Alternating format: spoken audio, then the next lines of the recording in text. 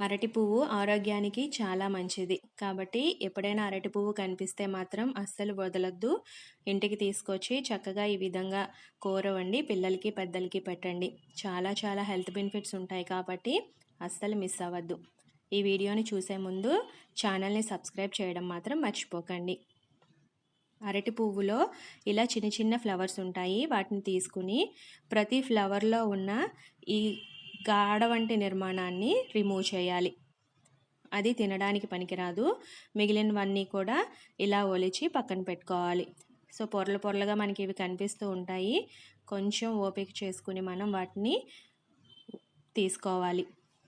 చివరగా ఉన్న వాటిలో మనకి ఎటువంటి ఈ దళసరి నిర్మాణం ఉండదు కాబట్టి వాటిని అలాగే వాడేసుకోవచ్చు. బాగా చివరగా ఉన్నది మాత్రం తినడానికి చాలా బాగుంటుంది. నచ్చిన వాళ్ళు ఒకసారి ట్రై చేయండి. కొంచెం వగరుగా ఉంటుంది అంతే, కానీ తింటే మాత్రం చాలా సూపర్గా ఉంటుంది. ఇలా ఒలుచుకున్న ఫ్లవర్స్ అన్నిటినీ ఒకసారి వాటర్లో వేసి కడుక్కోవాలి. తర్వాత ఒక మిక్సీ జార్ తీసుకుని అందులో వీటన్నిటిని వేసి కొంచెం వాటర్ పోసి కాస్త బరకగా మిక్సీ చేసుకోవాలి. ఇప్పుడు ఒక స్ట్రైనర్ తీసుకొని అందులో ఈ అరటి పువ్వు ముద్దను వేసి నీళ్లు వేసి బాగా కడుక్కోవాలి. ఇలా కడగడం వలన అరటి పువ్వులో ఉన్న వగరు అనేది తగ్గుతుంది. కూర చాలా టేస్టీగా ఉంటుంది. పిల్లలు కూడా ఇష్టంగా తినేస్తారు. ఇలా నీళ్ళను వంపేసి గట్టిగా పిండుకుని ఒక పక్కన ఉంచుకోవాలి. దీంట్లో కొంచెం ఉప్పు రాసి పక్కన పెట్టడం వలన ఇది వగరుగా అవ్వకుండా ఉంటుంది. ఇప్పుడు ఒక స్టవ్ వెలిగించుకుని బాండీ పెట్టుకుని అందులో ఆయిల్ వేసుకోవాలి. ఒక 2-3 స్పూన్ల ఆయిల్ వేసుకుంటే ఈ కూరకి సరిపోతుంది. 1/2 టీ స్పూన్ ఆవాలు, 1/2 టీ స్పూన్ జీలకర్ర, 1/2 టీ స్పూన్ మినప్పప్పు, 1/2 టీ స్పూన్ శనగపప్పు వేసి వేయించుకోవాలి. ఇవి కొంచెం వేగిన తర్వాత నచ్చిన వాళ్ళు జీడిపప్పు వేసుకోవచ్చు.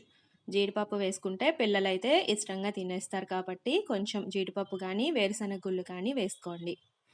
తర్వాత ఎండుమిర్చి, పచ్చిమిర్చి, కరివేపాకు వేసి వేయించుకోవాలి. ఇవి వేగిన తర్వాత ఉల్లిపాయ ముక్కలు వేసి వేయించుకోవాలి. ఉల్లిపాయ ముక్కలు వేగడానికి కొంచెం సాల్ట్ వేసుకోవాలి. ఆల్రెడీ మనం అరటి పువ్వు ముద్దలో మనం ఉప్పు వేసాం కాబట్టి కాస్త జాగ్రత్తగా చూసుకుని ఇక్కడ కొంచెం వేసుకుంటే సరిపోతుంది. ఉల్లిపాయలు వేగిన తర్వాత ముందుగా మనం ప్రిపేర్ చేసుకున్న అరటి పువ్వును అందులో వేసుకుని బాగా కలుపుకోవాలి. ఇందులో మన పులుపుకి తగ్గట్టుగా చింతపండు గుజ్జును వేసుకోవాలి. కొంచెం వాటర్ పోసుకుని మూత పెట్టి ఉడికించుకుంటే ఎంతో టేస్టీ అయిన అరటి పువ్వు కూర రెడీ అయిపోతుంది. ఒక 5 నిమిషాలు దీన్ని ఉడికించుకోవాలి. మూత పెట్టి మధ్య మధ్యలో ఒకసారి కలుపుతూ ఉండండి, లేదంటే అడుగంటుతుంది. అరటి పువ్వు కూర రెడీ. వేడివేడి అన్నంలో నూనె కానీ నెయ్యి కానీ వేసుకుని తింటే చాలా చాలా బాగుంటుంది. పిల్లలకి కూడా పెట్టండి. ఈ వీడియో కనుక నచ్చినట్లయితే లైక్ చేయండి, షేర్ చేయండి, ఛానల్ని సబ్స్క్రైబ్ చేయండి. Thank you.